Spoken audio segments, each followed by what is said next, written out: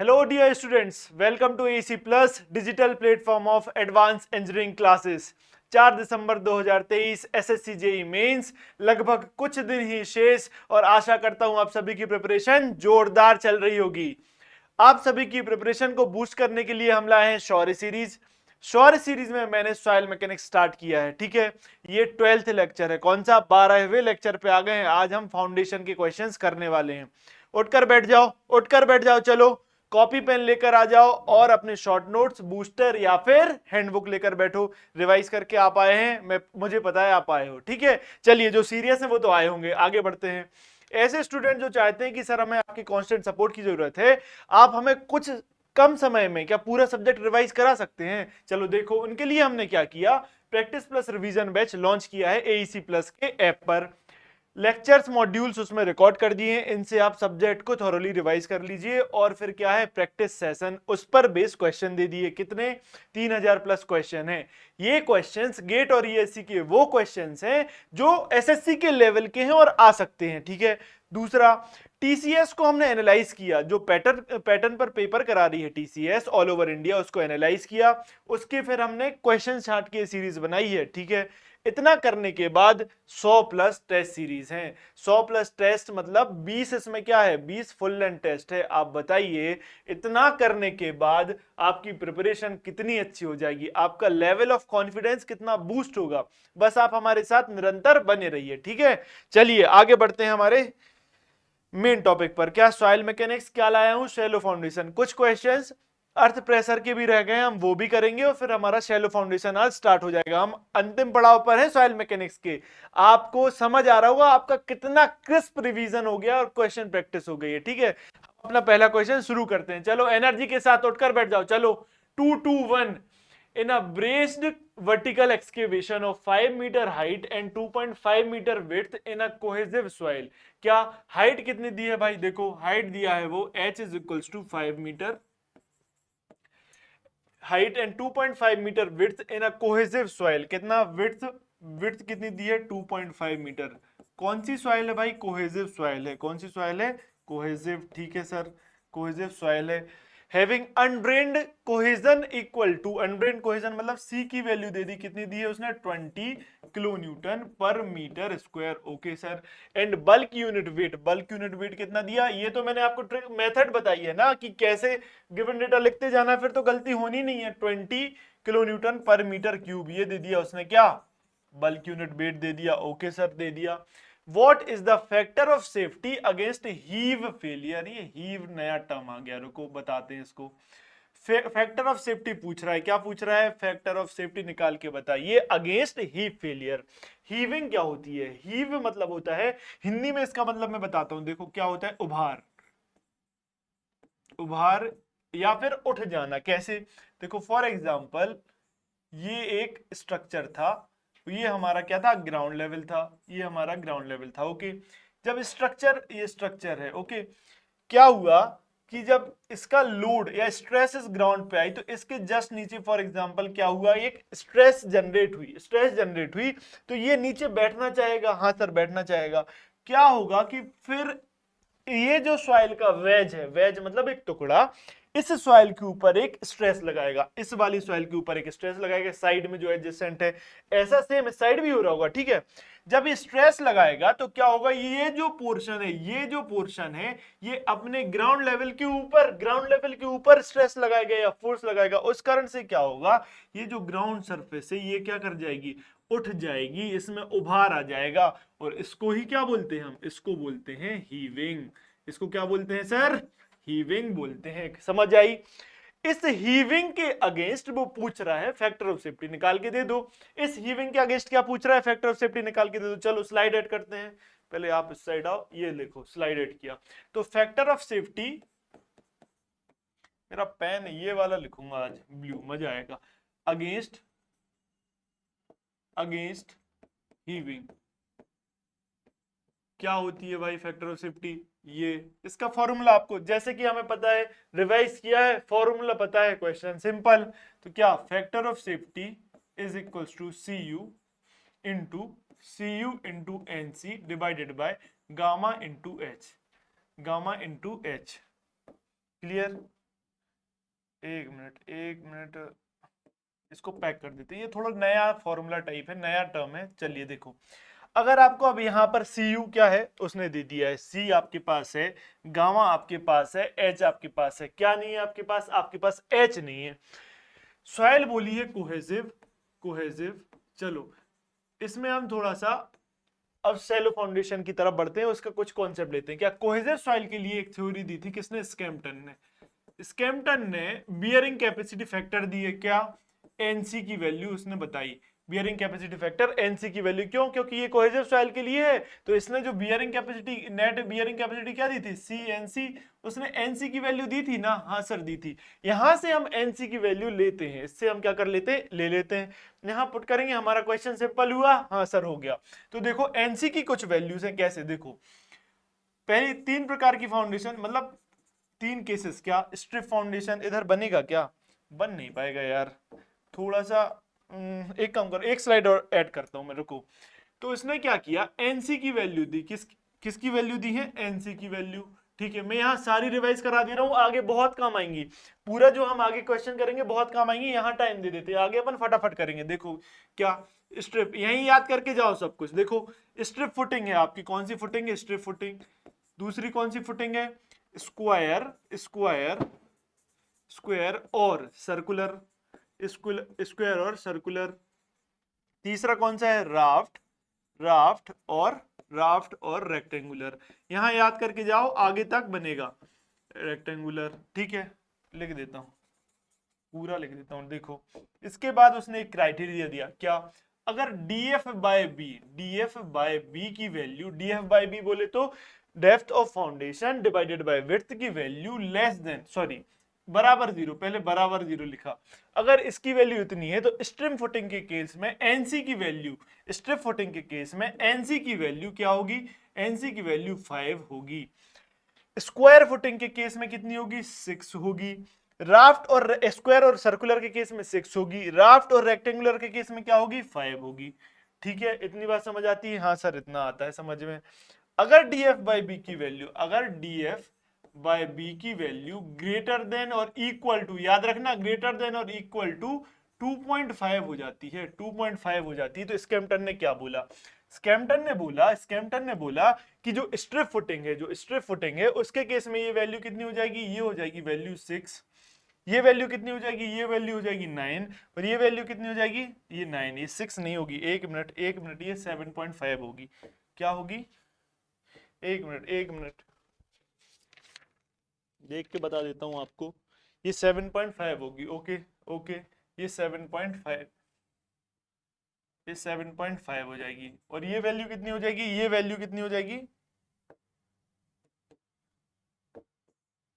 ये वैल्यू भी 6 हो जाएगी। ठीक है, ये वैल्यू उसने एनसी की दी। अब एक केस और बताया, क्या बताया उसने? एक केस बताया कि डीएफ बाय बी की वैल्यू अगर लेस देन 2.5 होती है तो क्या होगा। अब देखो डीएफ बाय बी की वैल्यू लेस देन 2.5 होती है तो क्या होगा। इसके लिए उसने क्या किया, हम क्या करते हैं, ये वाला पहन लेते। देखो इसके लिए बताया उसने 7.5 into 1 plus 0.2 DF by B, ये हो जाएगा 0.2 डीएफ बाय बी। ठीक है, एक मिनट, ये 7.5 नहीं, ये क्या लिखना था इधर? 5 लिखना था। ये वैल्यू हो जाएगी। क्लियर है?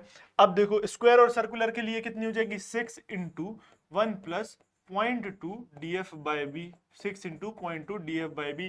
क्लियर? ठीक है सर क्लियर। अब क्या ये आई, इस राफ्ट रेक्टेंगुलर के लिए कितनी हो जाएगी? 5 into 1 plus 0.2 DF by B. Okay okay, into, इसके इंटू में है, इधर लिख रहा हूं मैं, क्या? Into 1 plus 0.2 B by L, 1 plus 0.2 B by L. समझ आई बात? हाँ सर हमें ये बात समझ आती है। ठीक है, ये बात समझ आती है। ठीक है, तो ये सब चीजें क्या करना है आपको? याद कर लेना है। 5 6 5 6 5, ठीक है, 5 6 6 7.599, ये आपको याद करना है।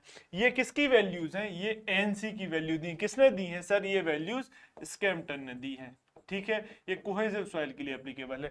यहां हमने मेहनत कर ली, ये सारा आप एक बार याद कर लो। ये याद हो गया, अब सारे क्वेश्चन इजी हो जाएंगे। देखो कैसे, अब हमें पता चला कि इधर डीएफ की वैल्यू जो डेप्थ दी है, डीएफ बाय बी की वैल्यू फॉर एग्जांपल 1 मिनट क्या दिया है, h5/2.5 क्या दिया है, df/b इधर निकालो, हाइट कितनी फॉर एग्जांपल 5/2.5, ये आ गया 2, इसकी वैल्यू क्या है, लेस देन 2.5 है, हाँ सर ये वैल्यू लेस देन 2.5 है, तो हमें एनसी की वैल्यू कितनी हो जाएगी, हमारे पास एनसी की वैल्यू क्या हो जाएगी, देखो देखो सर एनसी की वैल्यू आपने बताई जब df/b लेस देन 2.5 होगी, स्ट्रिप फुटिंग हम अज्यूम करके चल रहे हैं, तो इसकी वैल्यू क्या हो जाएगी, 5 × 1 + 0.2 df/b कितना हो जाएगी, ये हो जाएगी, हाँ सर हो जाएगी, देखो कैसे, तो देखो NC is equals to 5 × 1 + 0.2 df/1 + 0.2 df/b हो जाएगी, ठीक है इसकी वैल्यू,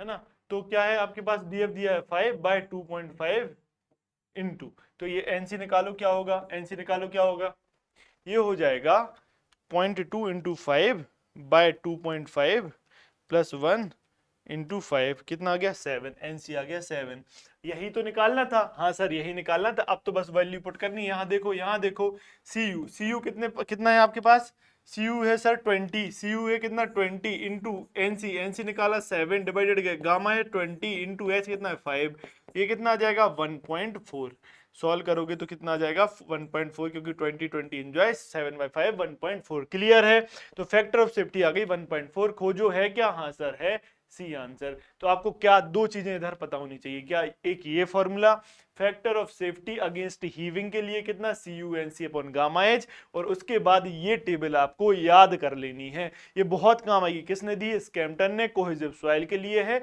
ये वैल्यूज दी है, याद करना है, बार बार देखोगे याद हो जाएगी। चलो आगे बढ़ो, आगे बढ़ो, देखो मैंने यही हीविंग बताई आपको, ये हीव कर जाता है, ठीक है, चलो आगे बढ़ते हैं। 222 222 क्या, if the coefficient of active earth pressure is 1/3, लिखो K is equals to 1/3, okay, then what is the value of the coefficient of passive earth pressure, KP की वैल्यू पूछ रहा है क्या, तो मैंने आपको बताया है, बार बार बताया है, चलो मैं एक बार और लिख रहा हूं, लिखो लिखो, के इज इक्वल्स टू होता है 1 - sin phi upon 1 + sin phi, ठीक है, हाँ सर होता है, इसका एक फॉर्मूला और मैं आज आपको देता हूं, क्या ये होता है tan स्क्वायर 45 माइनस क्या, -5/2 के बराबर, क्लियर है, एक फॉर्मूला और आज लेके जाओ, याद कर लेना, ये डायरेक्ट पूछता है, ठीक है। अब देखो केपी क्या होता है, इसका इनवर्स होता है, हाँ सर होता है 1 + sin phi upon 1 - sin phi, ये तो आपने बताया है सर, तो चलो फिर लिख लो। अब इसका एक और फॉर्मूला इसका भी लेके जाओ, क्या लेके जाओगे, देखो ये होता है tan स्क्वायर 45 याद रखना, कलर चेंज करके लिख रहा हूं क्या, plus plus plus plus plus आएगा, पैसिव प्लस, ओके, 45 + 5/2, क्लियर है, हाँ सर क्लियर है। एक चीज और ले लो भाई, ले लो, देखो क्या, k0 इज इक्वल टू क्या, μ/1 - μ विच इज इक्वल टू क्या बताया था मैंने, एक चीज इसमें ही बताई थी, क्या बताई थी, 1 - sin phi इसकी वैल्यू होती है। तीनों चीज फिर से रिवाइज कर दी, बार बार आप भी लिखो, आपको कंठस्थ होती जाएंगी चीजें। देखो इसका रिलेशन क्या होता है, k a into k p is equal to 1, simple सी बात है, इनवर्स है दोनों, इंटू का तो 1 हो जाएगा, अब तो के ए कितना दिया है 1/3 into k p is equal to 1, के पी कितना जाएगा सर, के पी आ गया हमारा 3, आपने हमें बताया आंसर आ गया, तो 3 हमने लगाया, सिंपल क्वेश्चन है, बस ये याद एक बार और कर लो, एक चीज नहीं दे दी आपको हमने, लेके जाओ, चलो लेके जाओ, देखो 223 क्या, a vertical cut is to be made in saturated clay with C equals to 15 kilonewton per meter square, phi बराबर 0, तो एक वर्टिकल कट लगाना है आपको, एक सैचुरेटेड किस में, क्ले में लगाना है भाई, क्ले में, याद रखना, मतलब क्या, फाई की वैल्यू तो क्या हो जाएगी 0, हमें तो पहले से पढ़ते आ रहे हैं, ये तो कॉन्सेप्ट बन गया हमारा, 15 kilometre per metre square, phi की वैल्यू इन्होंने 0 लिख के दे दी, अच्छी सज्जन लोग हैं दे दी, लेकिन हमें तो पता है सर, जरूरत नहीं है, and Y is equals to कितना, वाई नहीं ये है गामा, गामा मतलब यूनिट वेट कितना है 20 kilometre per metre cube, what is the theoretical depth, बहुत प्यारा सवाल, मैंने पिछले क्लास में भी आपको बताया है, ये इंपॉर्टेंट है, ये तो आना ही है, मतलब आना इन द सेंस ये नहीं कि मैं पेपर बना रहा हूं, मतलब ये कई बार पूछा गया है, कई पेपर में पूछा गया, क्या, theoretical depth to which the clay can be excavated without side collapse। देखो इसमें बहुत कंफ्यूजन होता है कि दो चीजें, देखो एक मैं लिख रहा हूं, या तो आपको ये टर्म लिखा हो theoretical depth, और क्या लिखा हो, और लिखा हो क्रिटिकल डेप्थ, क्या लिखा हो sir, critical depth. Okay, critical depth. जब ये दोनों टर्म लिखे हों तो और आपको ये पूछा हो डेप्थ क्रिटिकल, तो क्या फॉर्मूला लगाओगे आप? H C is equals to 4c upon gamma under root K. ठीक है, ये फॉर्मूला आप लगाओगे। और एक फॉर्मूला और लेके जाओ, ये तो मैंने पिछले क्लास में ही बता दिया आपको। ये देखो H C is equals to 4c upon gamma root K को हम क्या लिख सकते हैं? पहले जो फॉर्मूला बताया उसी के उस पे क्या लिख सकते हैं? 1045 प्लस 5/2। अब ये मत बोलना कि सर के में पीछे आपने माइनस लिखा था ना के में पीछे, लेकिन भाई इसको सॉल्व करोगे तो इतना ही आएगा। तो ये भी डायरेक्ट टिक लगाने आता है, देख लेना। 4c by gamma 1045 plus 5/2 plus 5/2। Clear है? ये फॉर्मूला कब यूज कर रहे हैं? जब आपको दिया हो थ्योरेटिकल डेप्थ या फिर क्रिटिकल डेप्थ निकालने दिया हो। ठीक है, कंफ्यूजन कहां होता है? कंफ्यूजन कहां होता है? देखो, अगर बोल दे, इधर देखो स्टार लगा के बोल रहा हूं, अगर बोल दे depth at which tension crack, क्या टेंशन क्रैक कैपिटल में लिख रहा हूं, ध्यान देना, tension crack, depth at which tension crack will develop, ये निकालने बोल दे तो क्या फॉर्मूला लगाओगे? देखो इधर लिख रहा हूं मैं, इधर लिख रहा हूं, देखो जेड सी, ये क्या? Z C is equal to 2c upon gamma root K term में वैसे भी लिख सकते हो इसको। ठीक है, आई बात समझना। कब ये लगाना है, कब वो लगाना है? टर्म टर्म जब टेंशन क्रैक टर्म आ जाए, टेंशन क्रैक का टर्म आ जाएगा तो 2c by gamma root K, ये दो टर्म मतलब थ्योरेटिकल डेप्थ और क्रिटिकल डेप्थ आया तो आपको ये फॉर्मूला लगाना है, क्लियर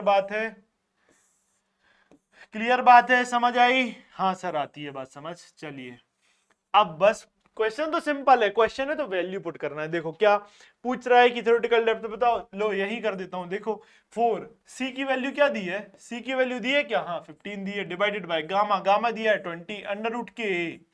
चलो इसको देख लो जरा, एक बार बता रहा हूं, बार बार नहीं बताऊंगा। देखो फाइव बराबर 0 तो के इधर लिख रहा हूं, देखो के क्या होता है? 1 minus sine five upon 1 plus sine five. Five की वैल्यू क्या है? 0 है तो ये 0 साइन 0 0, तो के की वैल्यू फाइव 0 के टर्म में कितना आ जाएगा? 1। के की वैल्यू देखो 0 अगर फाइव है तो कितना आ जाएगा? 1। और फाइव 30 डिग्री होता है तो के की वैल्यू 1/3। ये यूनिवर्सल है, ये याद करना है। मोस्टली यही सवाल देते हैं, फाइव की वैल्यू देगा। और आपका कोई इंजीनियरिंग सर्विसेज का लेवल का पेपर नहीं है कि फाइव चेंज करेगा, 30 डिग्री ही आएगा। तो याद करो, बार बार समय बचेगा। क्या? फाइव की वैल्यू अगर 0 तो के की वैल्यू 1, फाइव की वैल्यू 30 तो के की वैल्यू 1/3, याद रखना। ठीक है, चलो अब फाइव इधर क्या हो जाएगा? 1। इसको सॉल्व करो। चलो कितना आंसर आएगा? 3 आएगा ना? 4 5 5 3 ओके 3 आंसर 3 है क्या? हाँ सर डी 3 मीटर। समझ आई बात? क्या पूछा? थ्योरेटिकल डेप्थ या फिर क्रिटिकल डेप्थ 3 मीटर। समझ आती है बात? हाँ सर आती है। आगे बढ़ते हैं, आगे बढ़ो। 224 क्या बोल रहा है? What is the intensity of active earth pressure at depth of 10 मीटर? 10 मीटर के डेप्थ पर एक्टिव अर्थ प्रेशर की इंटेंसिटी मतलब पीए की इंटेंसिटी कितनी होगी इन ड्राई सैंड? बहुत बढ़िया, ड्राई सैंड, ड्राई बोल दिया मतलब सी की वैल्यू 0 हो गई। ठीक है, with an angle of shearing resistance, मैंने बोला था फाइव की वैल्यू क्या देगा? या तो 30 देगा या फिर 0 देगा, यही देगा। एंड यूनिट अगर नहीं देगा तो 1 माइनस साइन फाइव पुट करके निकाल लेना, नहीं तो बोलो कि सर तो यही देगा, करेंगे नहीं क्वेश्चन, आपने बोला था। Unit weight of 18 kilometre per metre cube. Unit weight मतलब ये दिया है गामा, मैं गिवन नहीं लिख रहा, बार बार आपको बता दिया मैंने, आप लिखते जाना लेकिन। ठीक है, तो आपको बोल रहा है एक्टिव अर्थ प्रेशर निकाल के बता दो। क्या होता है भाई? ये होता है के सिग्मा जेड की जगह मैं इसको ओपन करके लिख देता हूं, क्या? Gamma H minus 2c under root K. ये होता है भाई एक्टिव अर्थ प्रेशर। सी की वैल्यू क्या दी है? सी की वैल्यू 0, क्यों? ड्राई सॉइल है। ठीक है, तो पी ए निकाल दो। के क्या होगा? 30 डिग्री के लिए मैंने बताया था 1 minus sine five 1 plus sine five क्या आ जाएगा? 1/3। ओके, गामा क्या है आपके पास? गामा है 18 इंटू एच क्या है आपके पास? एच है आपके पास एक मिनट, हाइट कितनी दी है? 10 मीटर। ठीक है, ये कितना जाएगा आपके पास? 60 किलो न्यूटन पर मीटर स्क्वायर। सिंपल है ना भाई, खेल रहे हो ना, बस क्या याद होना चाहिए? ये याद होना चाहिए। ये याद होना चाहिए बस, ठीक है। और सी 0 क्योंकि ड्राई सैंड, ये तो हम खेलते आ रहे ना पीछे। चलो 60 बी आंसर। क्लियर, चलो आगे बढ़ो आगे बढ़ो। क्या बोल रहा है 225 when a vertical face excavation was made in a clay silt, किसमें clay silt में मान बोल रहा है, मतलब फाई की वैल्यू क्या हो जाएगी इधर, फाई की वैल्यू 0। ये अर्थ प्रेशर चल रहा है, भले ही शैलो फाउंडेशन लिखा है, अर्थ प्रेशर के क्वेश्चन बचे थे, मैं पूरी ईमानदारी से कंप्लीट करा रहा हूं, कुछ छोड़ के नहीं जा रहा, देखते चलना। Having density of 20 kilo Newton पर मीटर क्यूब, क्या गामा, गामा कितना दिया है 20 किलो न्यूटन पर मीटर क्यूब। ओके सर, आई बात समझ। It field at a depth of excavation of 4 metre, तो डेप्थ ऑफ एक्सकवेशन एच कितना दे दिया 4 मीटर पे, ये फेल हो जा रही है। What is the cohesive strength of the soil if it's angle of internal friction is 30 degree. एक मिनट, क्ले सिल्ट है, पूरा क्ले नहीं है, तो इसको 50 नहीं लेंगे। चलो होशियारी से थोड़ा बच गए हम। क्या 30, 5 की वैल्यू दी है उसने कितना 30 डिग्री, 530 डिग्री का मतलब ही ये है। ये तो अब बताओ, ये दिया है तो हम के को 1/3 लिखना है, बस बात खत्म। और केपी कितना हो जाता, अगर पूछता तो केपी हो जाता 3, याद रखना, क्योंकि ये तो इनवर्स होता है इसका, ठीक है। क्या पूछ रहा है, पूछ क्या रहा है, एक minute, what is cohesive strength, c निकालने की बात आपसे कर रहा है, तो वही फॉर्मूला लगा दो ना। कौन सी डेप्थ दी है ये, vertical face excavation was done field at मतलब क्या, फील्ड एट का मतलब ये क्रिटिकल डेप्थ है, तो लगा दो h C is equals to, h C is equals to क्या बताया था हमने, क्या बताया था, एक minute, c upon sorry 4c upon gamma under root के, यही बताया था ना, हाँ यही बताया था, बोलते बोलते कंफ्यूज हो जाते हैं। देखो 4 इंटू सी, सी क्या है, सी आपको निकालना है भाई, गामा, गामा कितना दिया है, गामा दिया हुआ है आपके पास 20 अंडर रूट के अंडर रूट 1/3, कैलकुलेट करो। एच सी कितना दिया है, एच सी 4 मीटर दिया है, चलो कैलकुलेट करो, सी निकालो, उठाओ कैलसी, उठाओ उठाओ, आराम मत, देखो वो सो रहा है भाई, उठ उठ उठ के बैठ भाई, देख करो करो, इंटू 20 ये 4 तो एंजॉय करा दूं, हाँ सर करा दूं, तो 20/√3 इज इक्वल्स टू 11.54, तो 11.54, तो ये क्या आ जाएगा 11.6 किलो न्यूटन पर मीटर स्क्वायर। क्लियर है, option number C is correct. आई बात समझ, आई बात समझ, क्या करना है, अप्रोच आप समझते जा रहे हो, बस ये याद रहना चाहिए। सर ये याद रहेगा, हो गया। चलो देखो आगे बढ़ो, आगे बढ़ो। क्या बोल रहा है, the literal earth pressure coefficient of soil के ए फॉर एक्टिव स्टेट, के P passive state, this at rest का के नॉट है। बोल रहा है कि कंपेयर करो, आपको मैंने लास्ट क्लास में बताया था, क्या पैसिव अर्थ प्रेशर में एडिशन होता है +2c रूट के का, तो पैसिव अर्थ प्रेशर सबसे ज्यादा होता है।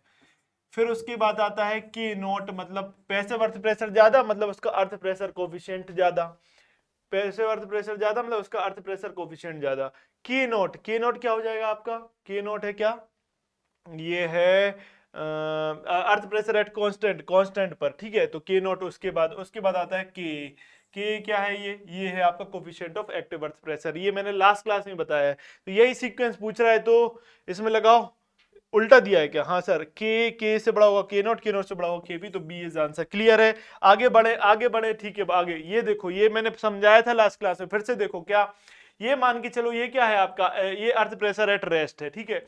आप पीछे की जो बैकफिल सॉइल है वो क्या कर रही है, इसके ऊपर फोर्स लगा रही है, लेटरल स्ट्रेस लगा रही है, फोर्स लगा रही है, तो ये अवे फ्रॉम बैकफिल होगा, अवे फ्रॉम बैकफिल होगा, तो एक्टिव अर्थ प्रेशर क्या होगा, होता जाएगा, मूव करेगी जब वॉल अवे फ्रॉम बैकफिल, तो एक्टिव अर्थ प्रेशर डिक्रीज होता जाएगा। क्लियर बात, ये तो सेम है, वहीं पर है।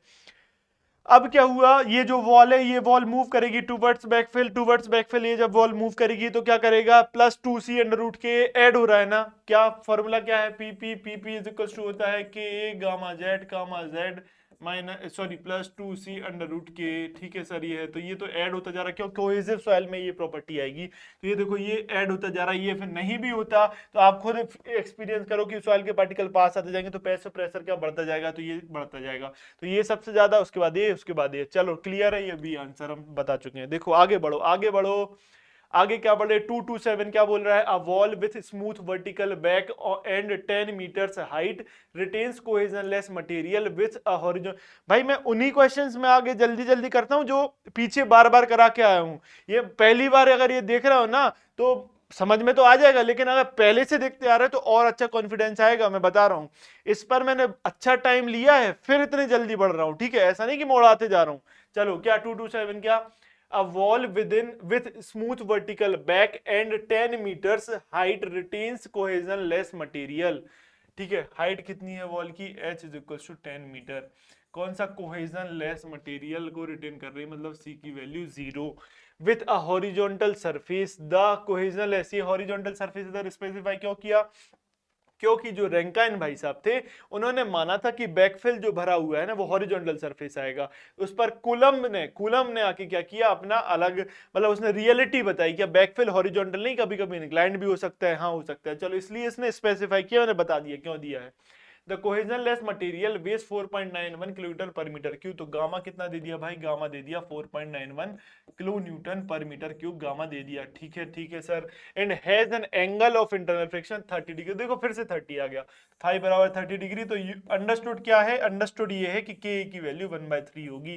कैसे आएगी, बार बार 1 minus sin five 1 plus sin five की वैल्यू पुट करोगे 1/3 आ जाएगा, बार बार कर दिया। चलो देखो, the total active earth pressure, total active earth pressure पूछ रहा है।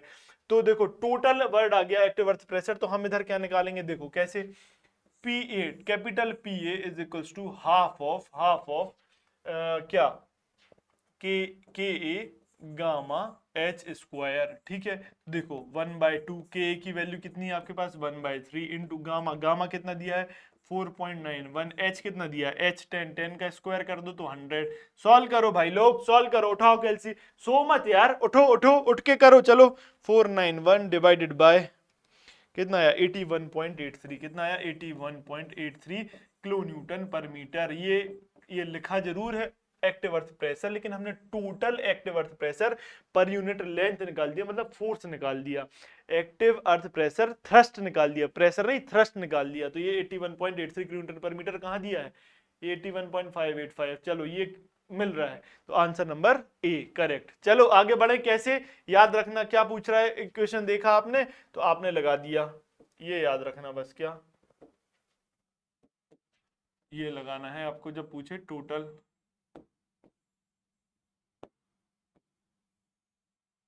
ये क्लियर है, ये पूछे जब टोटल अर्थ प्रेशर बताना है तो ये आपने लगाओगे और आ जाएगा। क्लियर है बात, आगे बढ़े, हाँ सर बढ़ते हैं आगे। ये पेन लेना है, आप रुको, क्या बोला 228 में, a rigid retaining wall of 6 metre height, height दे दी उसने, लिख लो लिख लो, h बराबर 6 मीटर। ठीक है सर दे दी, लिख लिया। Has a saturated backfill of soft clay soil, soft clay soil है। ठीक है, what is the critical height when the, क्या पूछ रहा भाई क्रिटिकल हाइट, अभी कॉन्सेप्ट बताया, अब तो अपन फटाफट करेंगे, इसलिए मैं शुरू में पूरा बता देता हूं। The properties of clay soil are critical height, बताना प्रॉपर्टीज क्या दे दी उसने, गामा सेट, गामा सेट कितना दे दिया 17.56 किलो न्यूटन पर metre cube. Okay, and cohesion c, c की वैल्यू कितनी दे दी 18 किलो न्यूटन पर मीटर स्क्वायर। ओके, पूछ रहा है क्रिटिकल हाइट, थ्योरेटिकल हाइट लिखा हो, क्रिटिकल डेप्थ, क्रिटिकल हाइट लिखा हो, तो क्या फॉर्मूला लगाओगे सर, फॉर्मूला लगेगा H C is equal to 4c upon gamma under root K, gamma under root K, ये लगेगा फॉर्मूला। राइटिंग गड़बड़ हो रही है क्या, नहीं यार राइटिंग अच्छी लिखूंगा, रुको, आता है जब लिखना, क्यों नहीं, 4c upon gamma under root K. Clear है, क्लियर है, ये तो हम सर बार बार कर लिए हैं। चलो आप बताओ, आप सॉल्व कर दो अब बस। एच सी 6 दिया है, 4 दिया है, क्या पूछ क्या रहा है, एक मिनट, पूछ क्या रहा है, a rigid retaining wall of 6 meter height has a saturated backfill of soft clay soil, what is the critical height when the properties of the clay soil are, critical height ही तो निकालना है, ये क्या 6 put कर रहे हो, critical height ही तो निकालना है। s is equals to 4c, c कितना दिया 18 divided by gamma, gamma is 17.56। देखो फिर से कॉन्सेप्ट क्या आएगा, रूट के ए की जगह 1 क्यों लिख रहा हूं, क्यों क्यों क्यों, ये दिया है सैचुरेट सॉफ्ट के लिए, मतलब फाई की वैल्यू 0, फाई की वैल्यू 0 तो के की वैल्यू 1। चलो सॉल्व करो, सॉल्व करो। 72 डिवाइडेड बाय 17.56 कितना आया, ये आया 4.1, कितना आया 4.1 मीटर। टोटल हाइट तो 6 मीटर थी, लेकिन क्रिटिकल हाइट इससे ज्यादा पे अगर आप एक्सकेवेट कर दोगे तो क्या हो जाएगा, फेलियर हो जाएगा स्लोप का, मतलब या फिर जो हाइट पे करोगे तो रिटेनिंग वॉल फेल कर जाएगी। ठीक है, तो क्या दिया है आपका 4.1 कहीं दिया है, हाँ सर दिया है, डी। क्लियर है बात, ये फॉर्मूला याद रहेगा। हाँ क्या, क्रिटिकल हाइट या फिर थ्योरेटिकल डेप्थ या थ्योरेटिकल हाइट पूछेगा तो ये लगाना। टेंशन क्रैक में क्या लगाओगे, इधर 4 की जगह बस क्या हो जाएगा 2c। क्लियर है बात, हाँ सर। इसका कॉन्सेप्ट भी है, पता है ना आपको कैसा, ये ऐसा कुछ आपने पढ़ा होगा क्या, ये जेड सी, एक ये जेड सी है और ये सिमिलर हाइट ऊपर, ठीक है। सिमिलर हाइट क्यों, इधर नेगेटिव है, ये नेगेटिव प्रेशर आ जाएगा, इधर भी इधर पॉजिटिव प्रेशर है, दोनों क्या कैंसिल आउट कर जाएंगे, तो ये टोटल हाइट कितनी, ये H C, total height H C पर आप बिना किसी सपोर्ट के इस सॉइल के फिल को आप बिना किसी सपोर्ट के रख सकते हो, ये फेल नहीं करेगा, इतने तक नहीं करेगा, एच सी तक, ये इसका कॉन्सेप्ट है, ठीक है। इसलिए 2ZC हो जाएगा तो 4C हो जाता है। चलो आगे बढ़ो आगे बढ़ो, क्या 229 क्या बोल रहा है, 6 metre high retaining wall with a vertical back, H कितना दे दिया, लिख लो मैं ब्लू लूंगा। एच इज इक्वल टू कितना दिया है, 6 मीटर, ठीक है sir. With a vertical back has a backfill of silty sand, क्या silty sand, with a slope of 10 degree, 10 degree ये स्लोप दिया है, आई की वैल्यू दे दी 10 डिग्री। अब ये क्या बैकफिल का क्या दे दिया, ये बैकफिल, रैंकाइन ने बोला सर हॉरिजॉन्टल रखो, कूलम आया कहता नहीं ये इंक्लाइंड भी हो सकता है, क्योंकि प्रैक्टिकली हो सकता है, इन सिटू कंडीशन मतलब फील्ड की कंडीशन में ये इंक्लाइंड हो सकता है, तो इसने ले लिया, कोई बात नहीं, ले लो भाई। विथ अ वैल्यूज के एच की वैल्यू क्या, के एच दिया है उसने 760 kg पर मीटर स्क्वायर पर मीटर, ठीक है। केवी कितना दिया है उसने, केवी दिया है उसने कितना 100 kg पर मीटर स्क्वायर पर मीटर दिया है, ठीक है। The total active earth pressure will approximately, थोड़ा सा अलग कॉन्सेप्ट आया ना सर, हाँ थोड़ा सा अलग आया।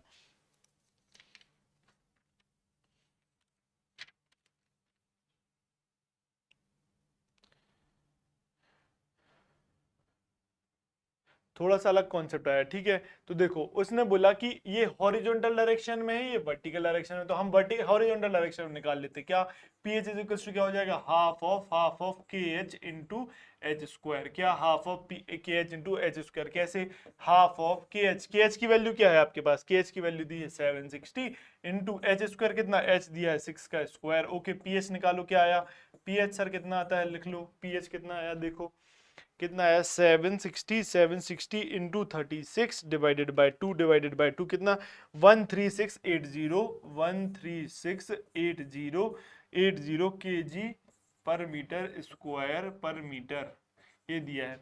चलो कई लोगों को कंफ्यूजन होगा, क्या होगा, देखो मैं एक चीज बता रहा हूं, यहां सीख लो, शर्म की बात नहीं है, शर्म की बात नहीं, क्या 1 kg इज इक्वल्स टू होता है 10 न्यूटन, होता है भाई, हाँ सर नहीं पता था तो अब जान लो भाई, 1 kg 10 न्यूटन के बराबर होता है, ठीक है। अब मैं इसको किलो न्यूटन में बदलना चाहता हूं, क्या, तो देखो 1 kg है तो ये तो एक जीरो और बढ़ जाएगा, न्यूटन में आएगा तो क्या हो जाएगा, ये हो जाएगा 136,800 न्यूटन हो गया, न्यूटन। अब इसको किलो न्यूटन में करना है तो क्या लिख दूं मैं 136, इधर नहीं लिखता हूं, इधर लिख दे रहा हूं, कितना 136.8 किलो न्यूटन। क्लियर है, 3 जीरो शिफ्ट हो जाएगा डेसिमल, ये हो गया किलो न्यूटन। समझ आई बात, हाँ सर आती है बात। तो ये पीएच कितना आ रहा है, इधर लिख दे रहा हूं, पीएच आपके पास आया है 136.8 किलो न्यूटन पर मीटर स्क्वायर पर मीटर। क्लियर है, ये आ गया आपका पीएच। क्लियर, अब ऐसे ही आप पीवी निकाल लो, कैसे निकालोगे, स्लाइड ऐड किया, क्या पीवी इज इक्वल टू क्या हो जाएगा 1/2 केवी इंटू एच स्क्वायर, तो क्या दिया है केवी की वैल्यू क्या दी थी, केवी की वैल्यू दी थी 100 क्या लिख लिया आपने 100 into H square, H 6 square. चलो सॉल्व करो, केवी निकालो, केवी कितना आया, निकालो 100 इंटू 36/2 इज व्हाट 1800 केजी पर मीटर स्क्वायर पर मीटर। सिमिलरली 1 केजी में 10 न्यूटन, तो ये हो गए 18,000, 1800 केजी में कितने न्यूटन, 18,000, लो ऐसे ले लो भैया, बच्चों जैसे बिल्कुल ले लो। चलो 1800 केजी में कितने 18,000 न्यूटन, मतलब कि 18,000 न्यूटन को 18 किलो न्यूटन लिख सकते हैं, हाँ सर लिख सकते हैं, मीटर स्क्वायर पर मीटर। भाई गणित में समस्या है, ये भी सॉल्व करा दी। देखो चलो अब आपको चाहिए एक्टिव अर्थ प्रेशर, ये क्या होता है, ये देखो ये होता है under root of p h square horizontal में plus p v square vertical में, ठीक है। तो हॉरिजॉन्टल वाला कितना आया था 136.8 आया था, हाँ सर आया था। स्क्वायर लगा दिया प्लस प्लस, ये कितना है 18 स्क्वायर। सॉल्व करो कितना आएगा, चलो सो मत भाई, सो मत। 136.8 square plus 18 square under root answer which is equal to 137.97। 137.97 इसको अप्रोक्सीमेटली अच्छे से लिख देते हैं क्या, 138 किलो न्यूटन पर मीटर स्क्वायर पर मीटर। ये क्यों किया, क्योंकि शायद तक ऑप्शन, हाँ देखो किलोमीटर पर मीटर दिया था। अब इसको जब सॉल्व करोगे तो मीटर स्क्वायर मीटर एंजॉय, तो किलोमीटर पर मीटर में आंसर आ जाएगा, ठीक है। तो एक्टिव अर्थ प्रेशर आ गया 138। क्या किया, ये नया सवाल है, कैसे जाओ, पहले तो ये आंसर लगा दिया, ठीक है। सुनो सुनो सुनो, घबरा मत, क्या करना है देखो, बोल रहा है कि 6 metre high retaining wall with vertical backfill. ये मैंने क्या बता दिया, ये कूलम थ्योरी पर बेस्ड क्वेश्चन है। कूलम थ्योरी क्या करती है, एग्जिस्टिंग जो कंडीशन है, रियलिटी में जो कंडीशन रहती है रिटर्निंग वॉल की, वो रिप्रेजेंट करती है। और जो रैंकाइन थ्योरी है वो क्या बताती है, वो एक मतलब हाँ ठीक है, मतलब उसने सारे एजम्पशंस ले लिए उसके बेसिस पे, लेकिन वो तो रियलिटी नहीं होती ना। तो देखो इनक्लाइंड बैकफिल भी होगा, इसकी यूज नहीं आई, यूज तो नहीं आया, अगर आगे आएगा कभी तो बताऊंगा। तो ये यूज तो नहीं आया, बाकी यूज क्या आया, उसने बोला कि हॉरिजॉन्टल डायरेक्शन में जो एक्टिव अर्थ प्रेशर लग रहा है वो ये है, और वर्टिकल डायरेक्शन में जो एक्टिव अर्थ प्रेशर लग रहा है वो ये है। आपको ये फॉर्मूला याद होना चाहिए। और एक्टिव अर्थ प्रेशर पीए बराबर √ pH square plus PV square होता है, ये आपको अप्रोच है, ये पता होना चाहिए। इसके बाद पीएच चाहिए तो पीएच का फॉर्मूला वो है सिंपल सा हाफ KVH स्क्वायर, पीवी का फॉर्मूला हो गया। क्लियर है बात, 3 चीजें याद रहेंगी, सवाल हो जाएगा, हाँ सर हो जाएगा, 2 बार कर लोगे आराम से बनने लगेगा। चलो आगे बढ़ो, क्या बोल रहा है, the ratio of horizontal stress to vertical stress is called coefficient of, देखो बोल रहा है ratio of horizontal stress sigma H divided by sigma V क्या हो जाएगा, ये हो जाएगा भाई अर्थ प्रेशर के बराबर। क्या हो जाएगा, अर्थ प्रेशर। इसको स्पेसिफाई नहीं कर सकते ना आप कि एक्टिव है कि पैसिव है, क्यों, क्योंकि एक्टिव भी यही इसका रेशियो है, पैसिव भी इसका रेशियो, तो आप बोल दोगे ये अर्थ प्रेशर के बराबर हो जाएगा। कैसे, याद करो, हम जैसे लिखते हैं पी, पी बोलने अर्थ प्रेशर बराबर sigma H upon sigma we, हाँ सर होता है। तो जो हम एक्टिव अर्थ प्रेशर निकालते हैं वो तो ये होता है ना, क्या सिग्मा एच बराबर क्या होता है, P into sigma we, P into sigma we ये होता है ना। तो देखो ये देखो एक्टिव अर्थ प्रेशर कैसे, सिग्मा वी क्या होता है, P into gamma into Z, यही तो आप निकालते हो, ऐसे तो करते हो। तो इन दोनों का रेशियो अर्थ प्रेशर के बराबर हो जाएगा। बात समझ आई, हाँ सर आई। चलो आगे बढ़ो, 231 क्या कह रहा है, द बियरिंग कैपेसिटी, आ गया बियरिंग कैपेसिटी। भाई खत्म खत्म, क्या खत्म हो गया, क्या खत्म हो गया, आपका अर्थ प्रेशर समाप्त हुआ। आपको क्या करना है, फिर से ये क्वेश्चन एक बार देख लेना, कुछ अच्छे क्वेश्चन थे इस बार, कुछ क्वेश्चन फिर से देख लेना, और जो शॉर्ट नोट्स है उसको रिवाइज कर लेना बस, और उसके बाद उसको देखते रहो और खत्म, उसके ज्यादा कुछ करने नहीं है, पूरे छांट के ले आया हूं मैं सवाल। देखो क्या, अब बात आती है किसकी, शैलो फाउंडेशन की, जो हमने हेडिंग डाली थी शैलो फाउंडेशन। अब यहां से फाउंडेशन इंजीनियरिंग अंतिम पड़ाव की तरफ हमारा सॉइल मैकेनिक्स जाता हुआ। आपकी एनर्जी और हाई चाहिए, बहुत इंपॉर्टेंट टॉपिक है, अगर सॉइल से सवाल आता है तो एक सवाल इसका तो आता ही आता है। देखो क्या, bearing capacity of soil strata supporting a footing of size, footing की साइज क्या दी है, बी इंटू बी, मतलब क्या स्क्वायर फुटिंग हो गई क्या, हाँ सर हो गई। आगे पढ़ते हैं और भी बदल जाएगी, 3 metre into 3 metre will not be affected by the presence of ground water table located at a depth which is, क्या बोल रहा है सवाल समझो, बोल रहा है ये तो साइज ऑफ फुटिंग रखी हुई है, इस पर बियरिंग कैपेसिटी जो इसकी है वो जो बियरिंग कैपेसिटी अफेक्ट नहीं होगी। कब अफेक्ट नहीं होगी, वो पूछ रहा है किस डेप्थ पर वो ग्राउंड वाटर टेबल को प्रेजेंट पाए, किस डेप्थ पर ग्राउंड वाटर टेबल होगी ताकि बियरिंग कैपेसिटी इस फाउंडेशन की अफेक्ट ना हो। तो टरजागी ने एक चीज बताई थी, क्या बताई थी सर, टरजागी ने बताया था कि अगर बियरिंग कैपेसिटी ऑफ सॉइल की अफेक्ट नहीं कराना है ग्राउंड वाटर टेबल से, तो बेस ऑफ फाउंडेशन से, बेस ऑफ फाउंडेशन से, एक मिनट रुक जाओ, एक मिनट लो, ये देखो ये हो गया आपका ग्राउंड लेवल हो गया, ठीक है हो गया, ये आपकी फाउंडेशन है, ये उसकी विड्थ है। बेस ऑफ फाउंडेशन से अगर ग्राउंड वाटर टेबल, पहली बार पानी लाल कर रहा हूं देखो, अगर ग्राउंड वाटर टेबल कितने डिस्टेंस पे हो, बी ही डिस्टेंस पर हो, जितना ये बी है उतने ही डिस्टेंस पर हो या उससे नीचे हो, तो ये ग्राउंड वाटर टेबल कभी भी इसकी बियरिंग कैपेसिटी को अफेक्ट नहीं करेगी सॉइल की। समझ में आई बात? यहाँ पर जो सॉइल है ना, सॉइल भरी है, इसकी बियरिंग कैपेसिटी को अफेक्ट नहीं करेगी। तो देखो ये टर्म बताया था टरजागी ने ये चीज, तो देख लो क्या बोल रहा है कि located at a depth which 1 metre below the base of footing, पहले ही मैं दे दिया। 1 मीटर नहीं, 1 मिनट, 3 मीटर बिलो, 3 मीटर किसकी विड्थ दी है, 3 मीटर ये विड्थ दी है बी की, हाँ 3 metre below the base of footing अगर होगा तो क्या आपका ground water table bearing capacity को इफेक्ट नहीं करेगा। समझ आई बात? हाँ सर आती है बात। ये टरजागी का अजम्पशन है, अजम्पशन से भी सवाल बनता है, रिवाइज कर लेना। चलो आओ आगे आओ। 232 क्या बोल रहा है, rectangular footing 1 metre into 2 metre is placed at depth of 2 metre और depth of 2 metre in a strata rectangular. कौन सी फुटिंग है भाई?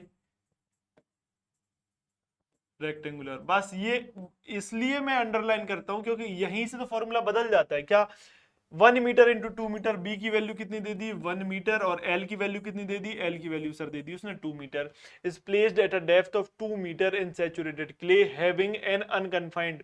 क्या डेप्थ ऑफ फाउंडेशन दे दिया, क्या दे दिया, DF is equals to 2 metre दे दिया। ओके क्या बोल रहा है, इन सैचुरेटेड क्ले, बहुत बढ़िया, सैचुरेटेड क्ले मतलब फाई की वैल्यू 0। क्लियर?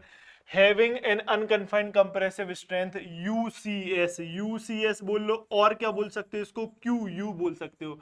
कितना दे दी 100 किलो न्यूटन पर मीटर स्क्वायर। इससे क्या समझ आता है, इससे क्या समझ आता है कि हमने पढ़ा है सी यू, सी की वैल्यू निकालोगे, या फिर इसको बोल दो और मैं इधर बोल रहा हूं सी 100/2, मतलब यूसीएस बाय 2 होता है ना सी यू। पीछे कितने सवाल किए हैं, यूसी बाय एस बाय 2 होता है। ठीक है सर, तो सी यू की वैल्यू क्या आ गई, किलो न्यूटन पर मीटर स्क्वायर, इसलिए ने यूसीएस से घुमाया था अपन को, घूमे नहीं क्योंकि पीछे पढ़ के आए हैं। ठीक है, unconfined compressive strength of 100 Newton पर मीटर स्क्वायर अकॉर्डिंग टू स्कैम्पटन। वाह, इसलिए मेहनत पीछे कर ली थी मैंने।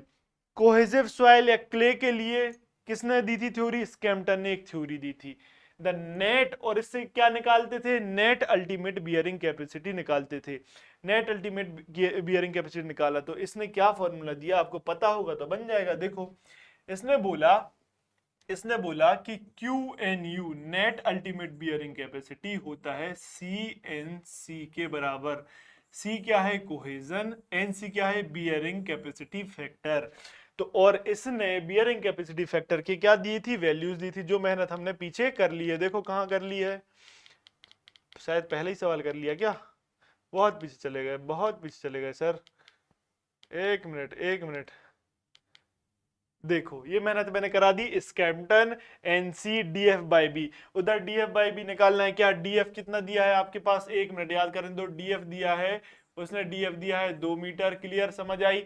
विड्थ दी है 1 मीटर, तो डीएफ बाय बी निकालो तो कितना आएगा आपका 2 मीटर, जो कि कम है किसके, 2.5 की। तो कौन सा एनसी की वैल्यू लोगे, फुटिंग कौन सी है, रेक्टेंगुलर, ये देखो रेक्टेंगुलर और राफ्ट, इसके लिए DF by B less than 2.5, तो ये वाला टर्म यूज होगा क्या, हाँ सर यूज होगा। क्या पढ़ लो, 1+5 इंटू 1+0.2 DF/B इंटू 1+0.2 B/L, ये यूज होगा क्या, हाँ सर होगा। आपने पहले मेहनत करा दी मैंने, अब आपको यहाँ ये याद होना चाहिए, नहीं तो पेपर सिंपल है भाई, रिवीजन करना है। चलो आगे बढ़ो, आगे बढ़ो, आगे बढ़ो, कहाँ आ गए, कहाँ आ गए,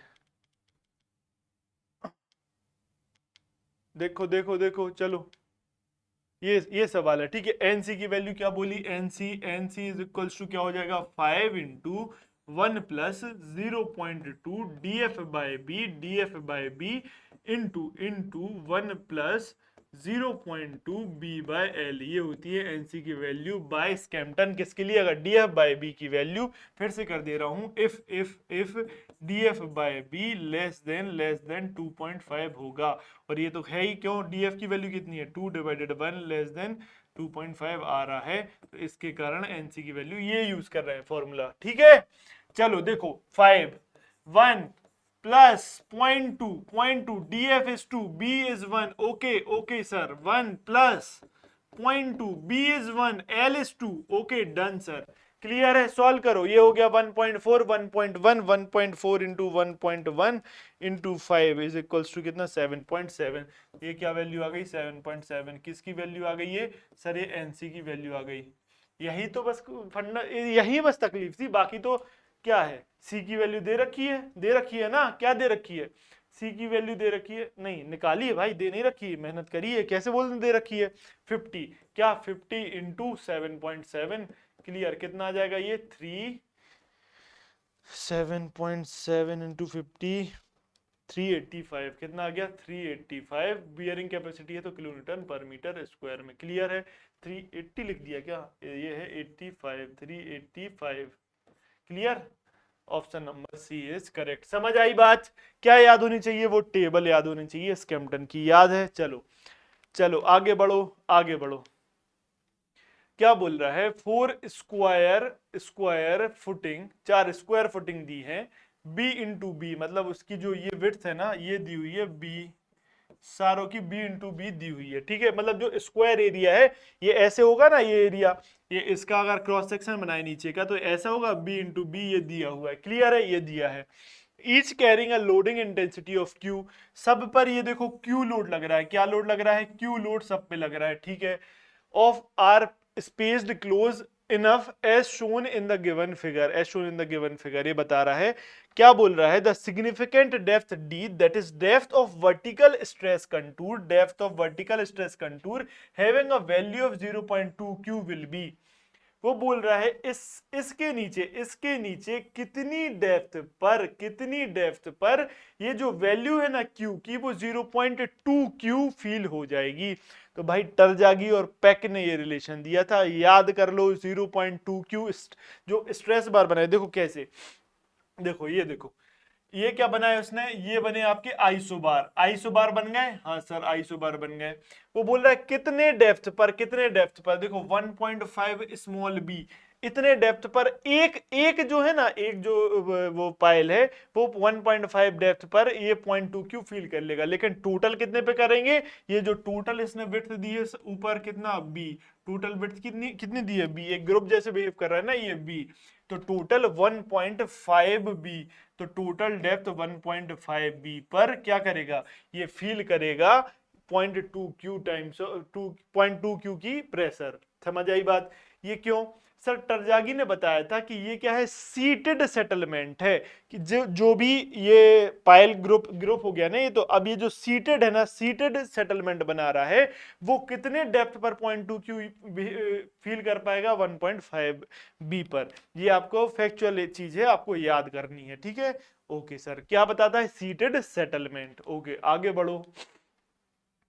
राफ्ट्स रेस्टिंग 2 3 4 क्या बोल रहा है, question number 2 3 4, rafts resting on Sands, raft बहुत अच्छी चीज है भाई ये, मतलब कभी भी सॉइल एक्सपेंसिव सॉइल हो, हैवी लोडिंग आ रही तो कौन सी फाउंडेशन देते हैं हम, राफ्ट। ये एक सवाल बता दिया आपको, resting on a sand, Sands पर रेस्ट कर रही है, can be allowed double of the allowable soil pressure when, अच्छा बोल रहा है टरजागी और पैक करके एक साइंटिस्ट है, उन्होंने बोला कि अगर ये पूछ रहा है जो सॉइल प्रेशर डबल कब फील करेगा, जब सेटलमेंट भी क्या हो जाएगा, डबल हो जाएगा। क्यों, सॉइल प्रेशर और सेटलमेंट का, जो अलाइबल सॉइल प्रेशर और सेटलमेंट का रिलेशन क्या है, डायरेक्ट रिलेशन दिया था, किसने, टरजागी और पैक ने। क्या रिलेशन दिया था, ये देखो, उन्होंने बोला, चलो मैं इधर लिख रहा हूं, लिखा तो है यार, देखो लिखा है शायद, हाँ लिखा तो है, QA net allowable bearing pressure of soil बराबर 0.088 CW into N into SA, N ऐसे क्या है, अलाउएबल सेटलमेंट, इसी की तो बात कर रहा है। अब QA और डायरेक्टली प्रोपोर्शनल टू हो गया ऐसे के, ये डबल कब फील करोगे, ये अलाउएबल बियरिंग कैपेसिटी डबल कब होगी, जब ऐसे मतलब सेटलमेंट, अलाउएबल सेटलमेंट भी डबल हो जाएगा।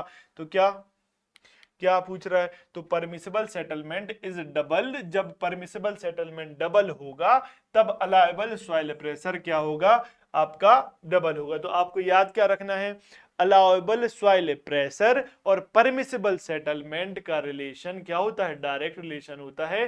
किससे पता चला आपको, किससे पता चला आपको, ये किसने दिया था, ये टरजागी और पैक ने दिया था ये फॉर्मूला, तो कितना 0.088 CW इंटू एन इंटू ऐसे याद रहेगा। ये नहीं भी याद रहे तो रिलेशन याद रखना है। चलो आगे बढ़ो। 235 क्वेश्चन क्या बोल रहा है, as per IS 1904 1986 the permissible angular distortion with respect to steel structure in, किसमें, स्टील स्ट्रक्चर में पूछ रहा है, आइसोलेटेड फाउंडेशन में पूछ रहा है, resting on plastic clay, plastic clay. तो इसके लिए एक टेबल है, एंगुलर डिस्टॉर्शन सेटलमेंट के लिए एक टेबल दी हुई है, क्या, एक स्टील स्ट्रक्चर के लिए और एक राफ्ट। ये नया सवाल है, ये सीखा नया सवाल है भाई, इसमें भी घुस गया है। अभी तक क्या पूछता था मैं वो ही बता दूंगा। एज पर IS इतने में बताना है आपको angular distortion with respect to steel structure isolated foundation, 3 term याद रखो। बताना क्या है, एंगुलर डिस्टॉर्शन, इसको लिख दे रहा हूं मैं AD। स्टील स्ट्रक्चर में बताना है दूसरा टर्म। तीसरा क्या, कौन सी फुटिंग है, आइसोलेटेड फाउंडेशन। और दूसरी कौन सी पूछ सकता था सर, ये राफ्ट के बारे में पूछ सकता था, ठीक है। क्ले, प्लास्टिक क्ले के लिए पूछ सकता था, और किसके लिए पूछ सकता था सर, सैंड के लिए भी पूछ सकता था।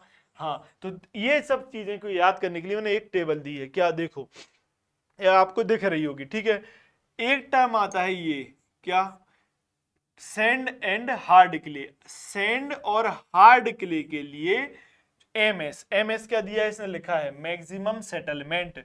मैक्सिमम सेटलमेंट आपको जो पूछ रहा है पहले मैं वो बता दे रहा हूं, फिर अपन पूरी टेबल डिस्कस कर लें। पूछ रहा है एंगुलर, क्या पूछ रहा है, एंगुलर डिस्टॉर्शन, एंगुलर डिस्टॉर्शन, ठीक है। इसको क्या बोला मैंने, लिख दो AD। तो AD खोजो, कहां लिखा है, ये लिखा है AD, ठीक है, ये लिखा है AD।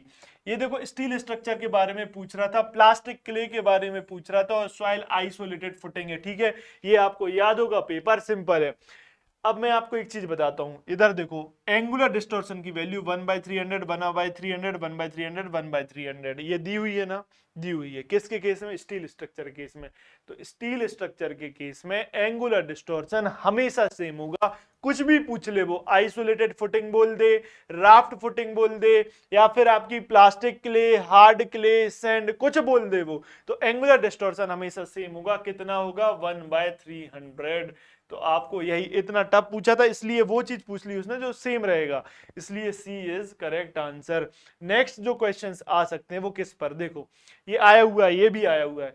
एंगुलर डिस्टॉर्शन की वैल्यू आइसोलेटेड फुटिंग में रीइंफोर्स्ड कंक्रीट स्ट्रक्चर के लिए 1/66 1/66, दोनों केस में, किसमें, प्लास्टिक क्ले हो या सैंड हो, दोनों केस में एंगुलर डिस्टॉर्शन 1/66 और 1/66 होगा। 66 नहीं, 666, 666 बोलने में बहुत गलती हो जाती है। देखो एंगुलर डिस्टॉर्शन की वैल्यू 1/500 1/500 राफ्ट फाउंडेशन के केस में होगी, किसमें, रीइंफोर्स्ड कंक्रीट। एक बार स्टील पूछ चुका है, अब भाई ये भी पूछ सकता है, क्या पूछ सकता है, रीइंफोर्स्ड कंक्रीट पूछ सकता है। तो ये टेबल आपको याद करनी है, ठीक है, आपको याद रखनी है ये टेबल, ठीक है। चलो अभी तक ये तो पूछा गया है। चलो मैं एक चीज और बता दूं, यूनिवर्सल पूछता क्या है, देखो टाइम लूंगा, एक बार में सारी चीजें क्लियर, एक बार में सब कुछ क्लियर करके जाओ। देखो सबसे पहले क्या, पहला मैं बता रहा हूं आपको, total permissible settlement, total permissible settlement की बात करूं, ठीक है। टोटल परमिसिबल सेटलमेंट किसका, पहला मैं बोलता हूं सैंड का। आप बताओ सैंड का टोटल परमिसिबल सेटलमेंट क्या होगा। सैंड का टोटल परमिसिबल सेटलमेंट होता है 40 mm। कितना होता है सर, 40 mm। और क्ले का टोटल परमिसिबल सेटलमेंट कितना होता है sir, total permissible settlement 65 mm होता है। ये जो सैंड का है ये सिंगल स्टोरी का है, सिंगल स्टोरी का है। एक सवाल ESE में आ रखा है, मैं आपको यही बता देता हूं क्या आ रखा है। अगर मल्टी स्टोरी दिया होता, क्या दिया होता, मल्टी स्टोरी ऑन सैंड, किस पे, सिर्फ सैंड की बात कर रहा हूं, ऑन सैंड की बात कर रहा हूं, तो इसके केस में जो ये सैंड का सेटलमेंट हो जाता, वो हो जाता कितना, वो हो जाता भाई 60 mm। क्लियर है, किसमें, मल्टी स्टोरी की केस में। बाकी जनरली ये एक बार पूछा है तो मैंने बता दिया, बाकी आपको जनरल क्या याद रखना है, सैंड का permissible settlement 40 mm, single storey, ये तो चलो इसके कारण मुझे बताना पड़ा, बाकी ऐसे याद रखो 40 mm और क्ले का 65 mm, ठीक है। दूसरा क्या, चलो यहीं लिखता हूं दूसरा, ये देखो परमिसिबल डिफ्लेक्शन, क्या, डिफरेंशियल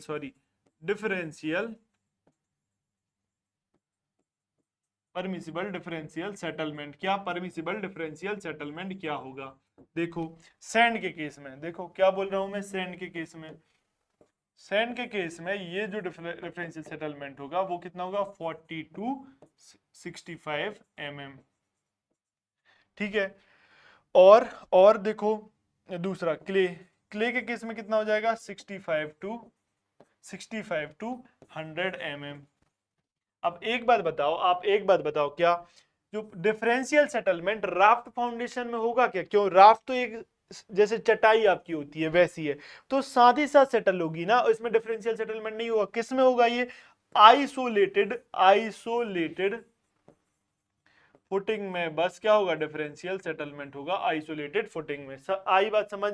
हाँ सर बात समझ आती। चलो एक स्लाइड और ऐड करो। क्या मैं बोलता हूं आपको, तीसरी चीज, तीसरी चीज क्या, परमिसिबल, परमिसिबल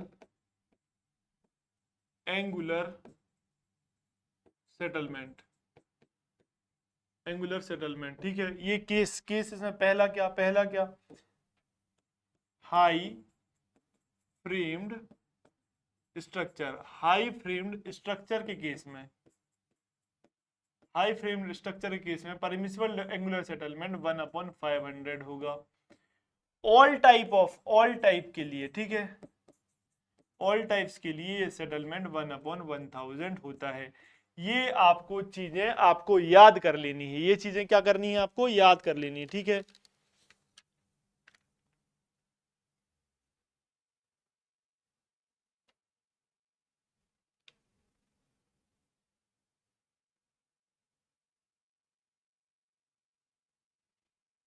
ठीक है। चलो देखो इधर थोड़ा सा क्या हुआ, एक मिनट रुकना। ये जो है ना, ये जो आया है, एक सेकेंड, इधर मैं इसको और कर दे रहा हूं। ये जो 40 टू 65 आया है, ये आइसोलेटेड, किसके लिए, आइसोलेटेड फुटिंग के लिए आया है। ठीक है, और एक मिनट और रुको जरा। ये जो वैल्यूज हैं, ये जो वैल्यूज हैं, ये टोटल परमिसिबल सेटलमेंट की ही वैल्यूज है। एक मिनट में कंफ्यूज था, आपको सही जानकारी देता हूं, रुको जरा।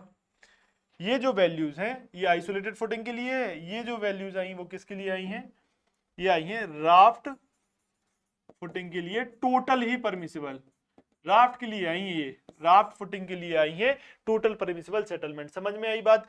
Total permissible settlement isolated footing के लिए 40 mm 65 mm होगा, राफ्ट फुटिंग के लिए 40 से 65, 65 से 100 mm होगा सैंड और क्ले के केस में। बात आई समझ में? हाँ सर आई।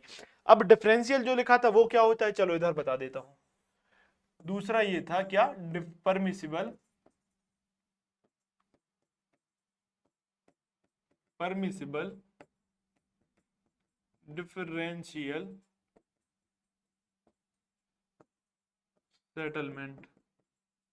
किसके केस में? सबसे पहले क्या पढ़ा आपने, परमिसिबल डिफरेंशियल सेटलमेंट। सैंड के केस में कितना डिफरेंशियल, मतलब डिफरेंशियल का मतलब क्या, ये मतलब क्या, दो आइसोलेटेड फुटिंग थी, ये डिफरेंशियल हमेशा आइसोलेटेड में होगा, एक के रिस्पेक्ट में दूसरी फुटिंग सेटल कर गई, तो ये कितनी सेटल करेगी, सैंड के केस में ये परमिसिबल मतलब इतने से ज्यादा नहीं होना चाहिए, कितना, 25 mm से ज्यादा नहीं होना चाहिए। और क्ले के केस में ये, क्ले के केस में 40 mm से ज्यादा नहीं होना चाहिए।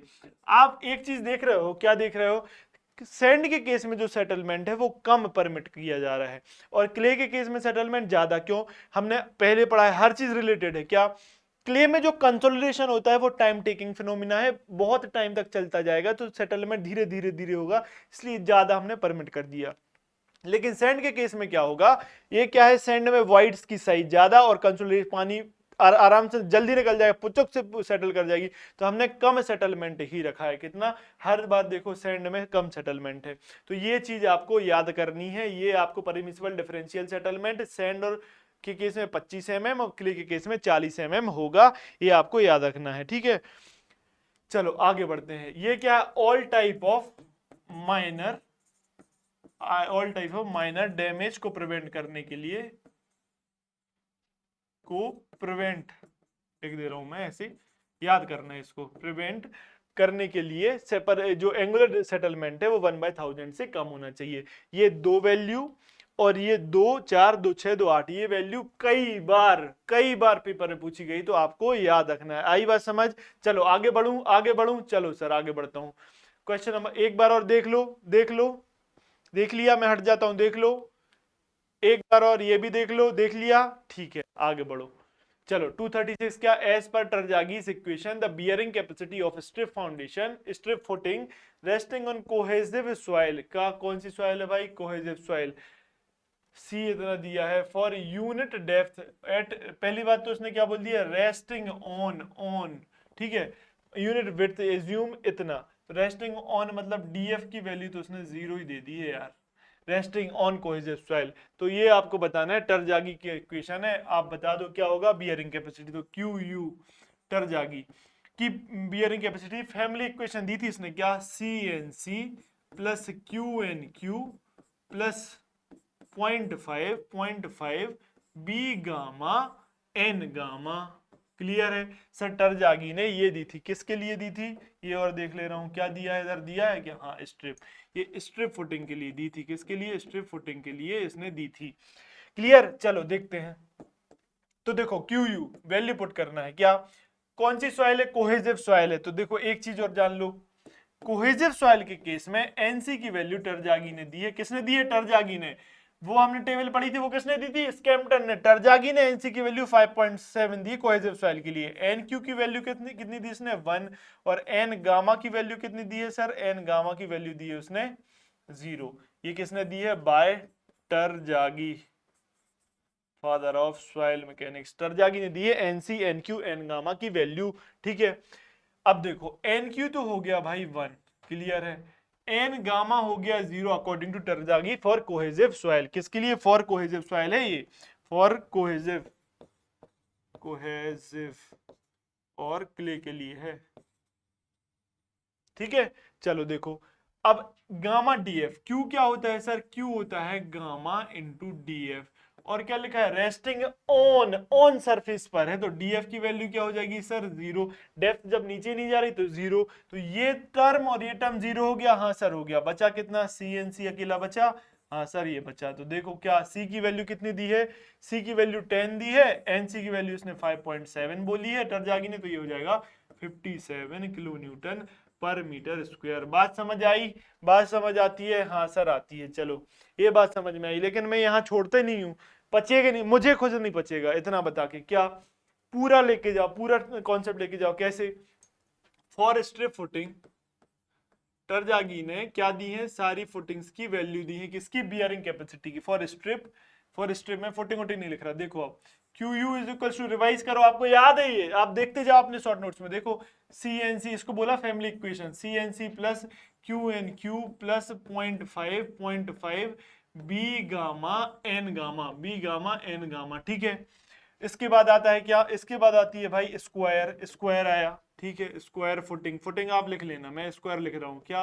Q U is equal to C N C की जगह क्या आ गया? 1.3 C N C plus Q N Q क्या हो गया इधर? Q N Q behave like a father कभी चेंज नहीं होता फैमिली में।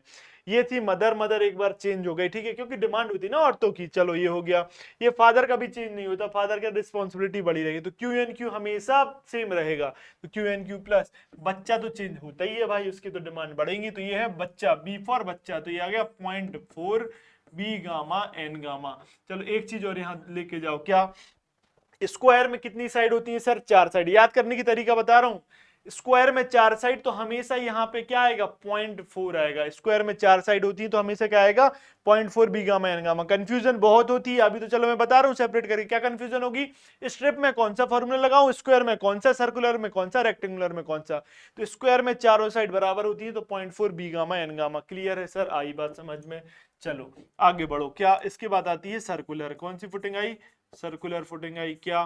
Q U is equals to 1.3। Mummy एक बार चेंज हुई भाई, अब नहीं बदलना, उनकी डिमांड्स एक बार आती है, उन्होंने फिर बच्चों पे ध्यान देना चालू कर दिया कि बच्चों की डिमांड बदलेंगी। अब कहां तक पति पूरा करेगा? तो फैमिली में जो पापा है वो तो सेम रहेगा, क्यू एन क्यू, ये है फादर, ये सेम रहेगा हमेशा।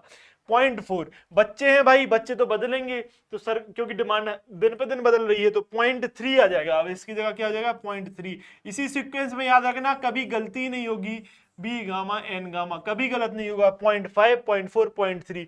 अब अगर आपको ये पूरा तो लिख के देखो नहीं कैसे। अब देखो सर्कुलर में ये सर्कल टाइप बन रहा है ना, सी सर्कल बन रहा है ना, तो देखो 0.3 में भी ऐसा सी बन रहा है ना, उल्टा सी उल्टा बन रहा है ना ये। तो ऐसे मैंने एक ट्रिक बता दी, क्या सर्कुलर में क्या 0.3 बी गामा एन गामा आएगा। बाकी ये फैमिली में मम्मी एक बार डिमांड रखी, बाकी तो सेम 1.3 CNC 1.3 CNC। बात समझ में आई? हाँ सर बात समझ में आती है। आगे बढ़िए, चलो आगे देखते हैं क्या। रेक्टेंगुलर चौथी फुटिंग कौन सी है? रेक्टेंगुलर, ये टरजागी ने दिए हैं सारे। ओके, रेक्टेंगुलर और raft, rectangular of raft footing. क्या देखो, Q U is equals to 1 plus, change होगी क्या? नहीं होगी, लेकिन ऐसे इसको लिख सकते हैं 1.3 बी बाय एल है डी एफ बाई बी। एक minute b by l d f by b ने b by l into C N c. B by l क्यों? विड्थ, रेक्टेंगुलर की विड्थ अलग होती है, लेंथ अलग होती है, तो बी बाय एल का रेशियो लेंगे। ऐसे राफ्ट भी तो एक चटाई जैसी है ना, इसकी विड्थ अलग लेंथ अलग, तो C N C plus father change होगा क्या? नहीं होगा भाई, क्यू एन क्यू, क्योंकि जिम्मेवारी उसके ऊपर, प्लस बच्चे तो बदलने ही है, बच्चों को तो बदलनी है। क्या देखो रंदो इसी कलर से लिखता हूं, क्या 1 प्लस, एक मिनट प्लस होता कि माइनस, एक minute 1 minus 0.2 B by L. देखो कम हो रहा है ना, 0.3 0.4 से कम हुआ तो 0.3 से कम होगा तो माइनस लगा दिए, 0.2 0.3 के बाद 0.2 इंटू हाफ, इधर क्या आएगा? हाफ, अरे हाफ लिखना है, half b gamma N gamma. Clear है? B gamma N gamma, clear है? आपको ये चारों फॉर्मूला याद होना चाहिए अगर सेलो फाउंडेशन से सवाल बनाना है तो। टरजागी के बहुत इंपॉर्टेंट फॉर्मूला है, आप एक बार देख लीजिए, ठीक है? ये याद कर लेना है आपको। समझ में आई बात? चलो आगे बढ़े। ठीक है, एक सवाल आया था स्ट्रिप पर, मैंने आपको वो बताया। आगे आपको ये चार चीजें मैंने एक्स्ट्रा दे दी। देखो मैंने अपनी सहूलियत की है, क्योंकि मैं बार बार नहीं बताऊंगा। अब देखो इन्फ्लुएंस फैक्टर, ये influence factor in immediate settlement, इसका अपन ने एक फॉर्मूला याद किया था। क्या क्या याद किया था? S i is equals to immediate settlement is equals to q b 1 minus mu square i t upon e s. I e s होता है ना, i t upon e s, ठीक है? ये अपन ने याद किया था। हाँ सर किया था। बोल रहा है of footing depends on influence factor. ये क्या था भाई? यही तो था आपका इन्फ्लुएंस फैक्टर, यही तो था। वो बोल रहा है किस पर डिपेंड करेगा? फुटिंग के, तो साइज एंड शेप पे डिपेंड करेगा। हाँ सर करता है, साइज और शेप पे डिपेंड करेगा। देखो इसको अगर पूरा उठा के लेके आओगे तो विड्थ नीचे आएगा, विड्थ पे डिपेंड करेगा, साइज पे डिपेंड करेगा। हाँ करेगा। रिजिडिटी अलोन, ईएस का एक फ्लेक्सिबिलिटी होता है, ये रिजिडिटी पे डिपेंड करेगा क्या? रिजिडिटी अलोन पर डिपेंड तो नहीं करेगा, ये तो गलत हो गया। लोकेशन एंड साइज, लोकेशन पे डिपेंड करेगा, वहीं तो सेटलमेंट हो रहा है, सेटलमेंट भी तो लोकेशन पे डिपेंड करता है। सैंडे की क्लियर समझ आई? हाँ सर करता है, इस पे तो करेगा। हाँ साइज पे तो कर ही रहा है, करेगा। साइज शेप रिजिडिटी लोकेशन, चारों चीज आ गई, तो ये ज्यादा अप्रोप्रिएट ऑप्शन है भाई। हाँ ये साइज पे भी डिपेंड कर रहा है, शेप पे भी डिपेंड कर रहा है, रिजिडिटी पे भी डिपेंड कर रहा है, लोकेशन पे भी डिपेंड कर रहा है। क्या? Influence factor. बात समझ में आई कैसे? इससे आप रिलेट कर सकते हो। याद किया था क्यूबे 1 minus mu square i t upon e s. ठीक है आगे बढ़ो, आगे बढ़ो। देखो 238 क्या बोल रहा है? Raft of 6 metre into 9 metre is, raft का क्वेश्चन आ गया। राफ्ट का ये दी है बी की value, B is equal to क्या दे दिया उसने? 6 मीटर, और लेंथ क्या दे दी? 9 metre. Clear. Is founded at a depth of foundation कितनी दे दी उसने? 3 metre, 3 metre. Cohesive soil having, कौन सी सॉइल है? कोहेसिव सॉइल है। सी की वैल्यू क्या है सर? सी की वैल्यू दी है उसने 120 किलो न्यूटन पर मीटर स्क्वायर। ओके, फिर बोल रहा है द अल्टीमेट नेट पूछ लिया। अल्टीमेट नेट मतलब क्यू एन यू पूछ रहा है, q N u of the soil using Terzaghi's theory. अभी बताया भाई, अभी बताया। क्या? देखो मैंने इसलिए एक बार में मेहनत कर ली, एक बार में मेहनत कर ली। अब देखो राफ्ट के लिए टरजागी की थ्योरी है, किसने दी है? मैं लिख दे रहा हूं उधर। क्या? पेन बदल देता हूं, ऊपर का सेम हो रहा है।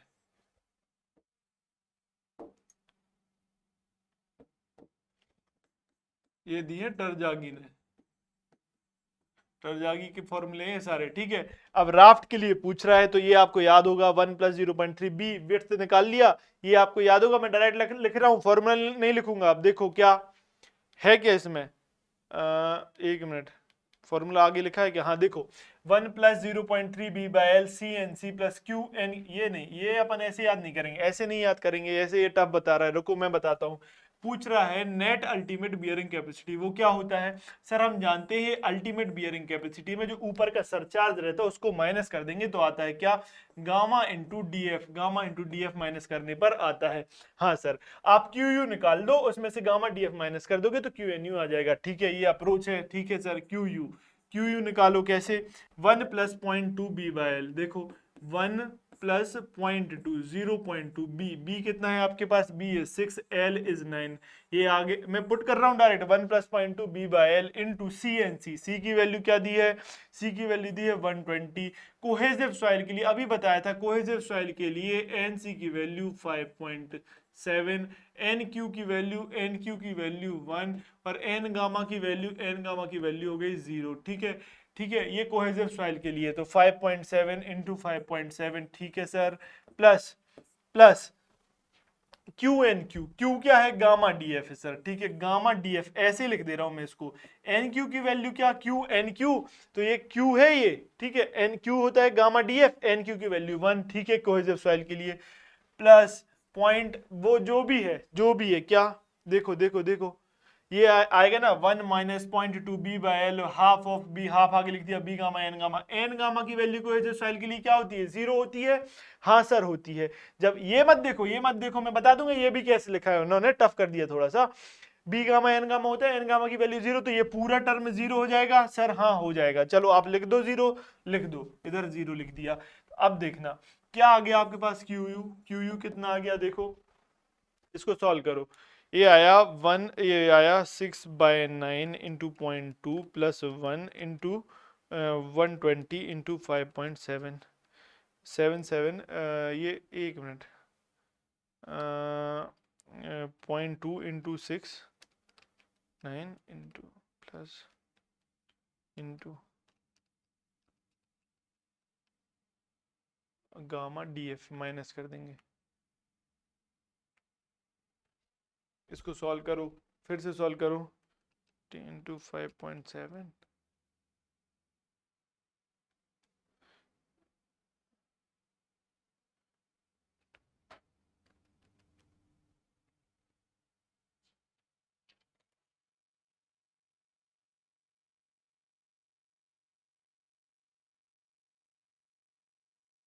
ये क्या है? ये 0.3 होगा ना इधर? हाँ सर 0.3 होगा। अब करो solve, 0.3 into 6/9 plus 1 into 120 into 5.7, यह आया कितना? 820.8। कितना आया? 820.8 प्लस गामा डी एफ, ये आ गया आपका क्यू यू।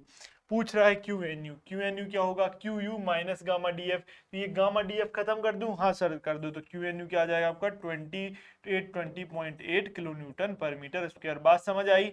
हाँ sir I, option number A is correct. ये प्लस गामा डी एफ था, माइनस गामा डी एफ क्यों कर दिया? क्योंकि क्यू एन यू निकालना था। ठीक है, तो इन्होंने क्या किया था इस फॉर्मूला में, देखो फॉर्मूला और बता देता हूँ क्या किया। एन क्यू माइनस 1 कर दिया, N Q minus 1, Q N U का डायरेक्ट फॉर्मूला कैसे? देखो क्यू एन क्यू होता, इसमें से माइनस गामा डी एफ आप करते? हाँ करते। क्यू क्यू की एन क्यू को ऐसे लिखो, एन क्यू को ऐसे लिखो, क्यू को क्या लिखते? Gamma D F minus gamma D F. Okay, तो एन क्यू को ले लिया common, sorry gamma D F को ले लिया कॉमन, तो एन क्यू माइनस 1 बच्चा, डायरेक्ट उन्होंने ऐसे लिख दिया। बात आई समझ? अपन ने लेकिन तोड़ के किया कि कॉन्सेप्ट समझ के चलना था। क्यू यू क्या होता है? नेट अल्टीमेट बियरिंग कैपेसिटी क्या होता है? Q U minus gamma D F. ठीक है, चलो आगे बढ़ो। 239 क्या बोल रहा है? Two circular footing of diameter d1 and d2 are resting on the surface of purely cohesive soil, the ratio of d1 by d2 is equals to 2। तो बोल रहा है दो सर्कुलर फुटिंग है, सर्कुलर फुटिंग का फॉर्मूला याद होना चाहिए। लगाओ क्या? क्यू यू बराबर 1.3 C N C plus plus Q N Q कभी चेंज ही नहीं होता है, प्लस 0.3 सर्कुलर सी ऐसा बनता है तो 0.3 आ गया, B gamma N gamma. Okay आगे बस समझ क्या बोल रहा है देखो, resting on the surface, surface पर रेस्ट कर रही है तो डेप्थ में जाएगी क्या? डेप्थ ऑफ फाउंडेशन क्या? 0। तो क्यू कैसे लिखते हैं सर? क्यू आप लिखते हो गामा डी एफ, क्यू लिखते हो आप गामा डी एफ। ठीक है, आप बताइए डीएफ की वैल्यू 0 हो जाएगी क्या? हाँ सर हो जाएगी। क्यों? क्योंकि जब डेप्थ में नहीं जा रही, ऑन द सरफेस रखी हुई है फाउंडेशन। कैसे रखी हुई है देखो, एक बार इसको भी समझ ही लो, समझ लो। ये आपकी फाउंडेशन है, ये आपकी फाउंडेशन है। अगर ये ग्राउंड लेवल होता तो ये होती है डेप्थ ऑफ फाउंडेशन, होती है? हाँ सर ये होती है। वो बोल रहा है कि ग्राउंड ऑन सरफेस पे रखी है, मतलब फाउंडेशन आपकी ऐसी सरफेस पर रखी हुई है, तो डेप्थ ऑफ फाउंडेशन क्या हो गई? अंडा, मतलब 0। आई बात समझ? आई बात समझ, इसलिए हम लिख रहे हैं इसको 0। चलो बात खत्म। ये हमेशा कॉन्सेप्ट समझ के चलना है क्या। और जो आपका ये है ना, ये कीवर्ड, ये ध्यान रखना, on the surface, on the surface है तो ये तो हो गया 0। प्योरली कोहेसिव सॉइल, बहुत बढ़िया, हर चीज तो इजी कर रहा है। प्योरली कोहेसिव सॉइल के लिए आपको बताया है एनसी की वैल्यू टरजागी ने दी है 5.7, एनक्यू की वैल्यू टरजागी ने कितनी दी? 1, और एन गामा की वैल्यू कितनी दी? 0। एन गामा की वैल्यू 0, तो ये वाला N gamma purely cohesive soil के लिए हो गया 0। तो ये टर्म 0, ये टर्म 0, बचता क्या है? बचता बस ये है 1.3 CNC बचा। हाँ सर बचा। अब पूछ क्या रहा है? रेशियो दो फुटिंग का d1/d2, सर्कुलर फुटिंग है तो एक का डाया d1, दूसरे का डाया d2, ठीक है sir. If the ultimate load carrying capacity of the footing of diameter d1 वाली जो फुटिंग है उसकी अल्टीमेट बियरिंग कैपेसिटी दी है 200 किलो न्यूटन पर मीटर स्क्वायर। बोल रहा है then the ultimate bearing capacity of the footing of the diameter d2 वाली जो फुटिंग है उसकी अल्टीमेट बियरिंग कैपेसिटी आप बताइए। एक बात बताओ, ये जब कंडीशन हमने देखी तो ये दो टर्म तो 0 हो गए, बच क्या रहा है? 1.3 CNC अकेला बच रहा है।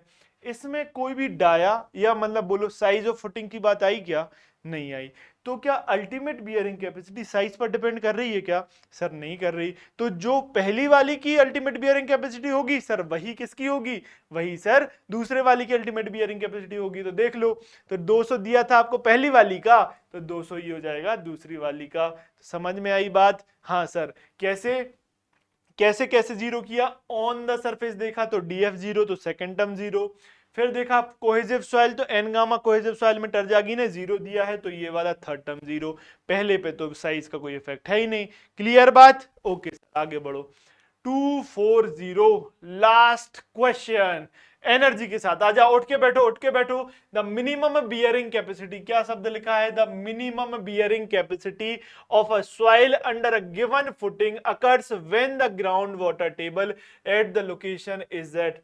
हमने पहला सवाल क्या किया था? सॉरी, पहला सवाल ये किया था कि ग्राउंड वाटर टेबल फुटिंग के बेस से कितने नीचे रखें ताकि ताकि उसकी बियरिंग कैपेसिटी पे कोई इफेक्ट ना हो। तो हमने टरजागी ने हमें हेल्प कराई, क्या बोला कि बियरिंग कैपेसिटी के को कोई इफेक्ट ना करे ग्राउंड वाटर टेबल, इसके लिए आप ग्राउंड वाटर टेबल की डेप्थ बेस ऑफ फुटिंग से जितनी विड्थ है ना उसके बराबर या उससे ज्यादा डेप्थ पर रख दो। मतलब बी या बी से ज्यादा पे अगर आप ग्राउंड वाटर टेबल होगी तो वो इफेक्ट नहीं करेगी। अब क्या पूछ रहा है? अब पूछ रहा है कि ये अगर आपका ग्राउंड लेवल है, ये आपकी क्या है? ये आपकी क्या है? फाउंडेशन है। ये आपकी फाउंडेशन है, ठीक है, ये फाउंडेशन है। बोल रहा है ग्राउंड वाटर टेबल, ऐसे मान लेता हूं ये स्ट्रेटा है, पूरी एक स्ट्रेटा है। बोल रहा है ग्राउंड वाटर टेबल कहां होगी ताकि मिनिमम बियरिंग कैपेसिटी मिले। आप बताओ। फॉर एग्जांपल इधर क्या है? गामा बल्क है अभी, गामा बल्क, या मान लो सॉइल हमारी सैचुरेटेड है तो ये गामा सैचुरेटेड है। पूरी पूरी सॉइल इधर से लेके इधर तक पूरी सॉइल ये है। अगर ग्राउंड वाटर टेबल इधर होती, ये मान के चलो विड्थ क्या है? बी, ये मान के चलो विड्थ है बी। अगर ग्राउंड वाटर टेबल यहां होती, ये जो डेप्थ हमने बोल देते बी, अगर यहां होती ग्राउंड वाटर टेबल, यहां होती, तो क्या इस पर भी इसकी बियरिंग कैपेसिटी पे कोई फर्क पड़ता? नहीं पड़ता। पहला सवाल यही किया है। क्यों? क्योंकि बेस ऑफ फाउंडेशन से भी नीचे है, इसके विड्थ के बराबर से ज्यादा। सॉरी, यहां से एक मिनट, एक मिनट, ये जो है, ये जो है यहां से बेस से बी डिस्टेंस पर होती अगर ये, तो कोई इफेक्ट पड़ता? नहीं पड़ता। अब बोल रहा है कि किस डेप्थ पर हो कि मिनिमम बियरिंग कैपेसिटी हो जाए। अब सोचो अगर ये ग्राउंड वाटर टेबल उठ के यहां आ जाए, ग्राउंड वाटर टेबल उठ के कहां आ जाए? यहां आ जाए, GWT ग्राउंड वाटर टेबल, तो क्या होगा? ये पूरा जो गामा बल्क या गामा सैचुरेटेड दिख रहा है, ये गामा क्या? गामा सबमर्ज हो जाएगा क्या? हाँ, गामा सबमर्ज हो जाएगा ये पूरा, इतना डेप्थ का। अब एक बात आप जानते हो कि गामा सबमर्ज होता है हाफ ऑफ गामा सैचुरेटेड। जब gamma submerge half gamma saturated होता है, तो जब हम गामा जहां जहां भी यूज करेंगे, तो फॉर एग्जांपल कहां कहां यूज करेंगे, देखो कहां कहां यूज करेंगे। हम क्यू यू निकालते हैं क्या, C N C plus Q N Q, Q को क्या लिखते हैं gamma D F into N Q plus plus plus 0.5 B gamma, strip के लिए मैं जनरल लेके चल रहा हूँ एन गामा, ठीक है। आपने दो जगह गामा यूज किया, कहां कहां गामा यूज किया, एक ये और एक ये। अब सॉइल हो गई सबमर्ज, अभी तक थी सैचुरेटेड, अब आपको लेना पड़ रहा है गामा सबमर्ज। अब क्या लेना पड़ रहा है, गामा सबमर्ज। तो आप बताइए हाफ हो गया क्या, ये दोनों टर्म आधे हो जाएंगे ना, हो जाएंगे। तो ये क्यू यू क्या रिड्यूस होगा, तो मिनिमम वैल्यू यही रहेगी, क्यू यू की मिनिमम वैल्यू यहीं पर मिलेगी। बात समझ में आई। तो ग्राउंड वाटर टेबल जब ग्राउंड लेवल पे आ जाएगी, इसका मतलब क्या हो जाएगा, फुली सबमर्ज चीज सॉइल हो जाएगी, इधर की भी और नीचे की भी, और क्या मिनिमम बियरिंग कैपेसिटी मिलेगी। बात समझ में आई। खोजो क्वेश्चन क्या है, ऑप्शन कहां पर है, the base of the footing पर हो, द ग्राउंड लेवल पे हो। हाँ सर, ग्राउंड लेवल पर होगी तो आपको क्या मिलेगा, आपको क्या मिलेगा, जो बियरिंग कैपेसिटी है मिनिमम मिलेगी। बात समझ में आई। अगर at base of the footing मतलब इधर पे होती, यहां पर होती, तो ये इसके ऊपर वाली सॉइल तो सैचुरेट रहती, गामा सैचुरेट यूज होता, तो मिनिमम मिलती क्या, बस इतना सबमर्ज हो पाता ना इसके नीचे, मिनिमम मिलती क्या, नहीं मिलती सर। जब टोटल ग्राउंड लेवल पर ग्राउंड वाटर टेबल होगी तो बियरिंग कैपेसिटी मिनिमम मिलेगी। बात समझ में आ रही ना, कॉन्सेप्ट सीखते जा रहे हो, कॉन्सेप्ट थ्रू क्वेश्चंस, यही सारा आपका रिवीजन होता जा रहा है। ये सेशन होता है यहाँ समाप्त। आपको क्या करना है, बार बार एक ही चीज बोलता हूं, शॉर्ट नोट्स, हैंडबुक या बूस्टर जो भी है उसको रिवाइज करो। इस वीडियो को 1.5 पर फिर से देखो और बार बार क्या करो, क्वेश्चन की प्रैक्टिस करना है आपको, रिवीजन करना है। समझ में आई। आगे मिलेंगे नेक्स्ट सेशन में, तब तक आप रिवाइज करते रहिएगा। चलो, अगर सेशन पसंद आ रहा है तो आपको करना है लाइक। कोई भी डाउट हो, डाउट आपको कमेंट में पूछना है। डाउट पूछोगे तो आपको भी समझ में आएगा कि हमें, और मुझे भी समझ में आया कि आप पढ़ रहे हो, ठीक है। डाउट्स जरूर पूछो। सेशन पसंद आया तो लाइक जरूर करना, कि मुझे कैसे पता चलेगा आपको अच्छा लग रहा है कि आप पढ़ रहे हो, ठीक है। अगर आपको इसकी पीडीएफ चाहिए सेशन की, आपको ये है हमारा टेलीग्राम चैनल, आप कर लीजिए इस पर, इसको टेलीग्राम चैनल पर जाओ और आपको मिल जाएगा क्या, सेशन की पीडीएफ। चैनल को सब्सक्राइब करो, मेरा वीडियो आएगा पूरा, सॉरी सीरीज का वीडियो आएगा, आपको पता चलता जाएगा, ठीक है। चलिए रिवाइज करके आना। नेक्स्ट सेशन में क्या करेंगे, शैलो फाउंडेशन के आगे का, ये अभी शैलो फाउंडेशन खत्म नहीं हुआ, इसके आगे का करेंगे और डीप भी हम चलेंगे। तो अभी आपके पास करीब करीब कुछ और मतलब 50 60 70 क्वेश्चन और मैं आपको करा दूंगा, तो आपका सॉइल खत्म हो जाएगा। समझ में आई बात। तो क्या करके आना है, सॉइल का शैलो फाउंडेशन और आपको डीप फाउंडेशन रिवाइज करके आना है। रिवाइज जरूर करके आना। अगर एसएससी जेईई मेंस लिख रहे हो, आप अगर सीरियस हो, तो आपका रिवीजन मस्ट है। ये मौका बार बार नहीं मिलेगा, प्री कईयों का नहीं निकला है, जिनका नहीं निकला है उससे पूछिए, आपको मौका मिला है, जोरदार मेहनत करनी है। समझ में आई बात। चलिए मिलते हैं नेक्स्ट सेशन में, तब तक के लिए गुड बाय, टेक केयर।